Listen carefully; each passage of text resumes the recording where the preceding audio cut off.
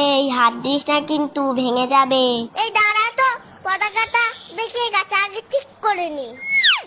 এই জগন্নাথ ঠাকুরটা বাঁদিকে রাখ। না, জগন্নাথ ঠাকুর ডান দিকেই থাকে। বলছি বাঁদিকে রাখ, তুই বেশি জানিস। ঠিক আছে, তাহলে মাকেই জিজ্ঞাসা করে নি।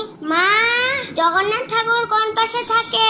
বাঁদিক না ডান দিক? তোমার সামনে থেকে ডান দিকে।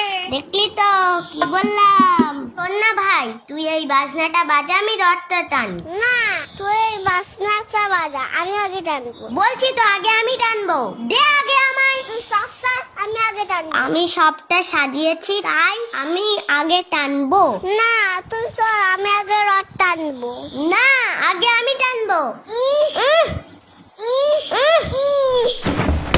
এই যা, রথটা ভেঙে গেল। দিদি দিদি, তুই কাঁদিস না, আমি তো রথটা ঠিক করে দিচ্ছি, প্লিজ কাঁদিস না।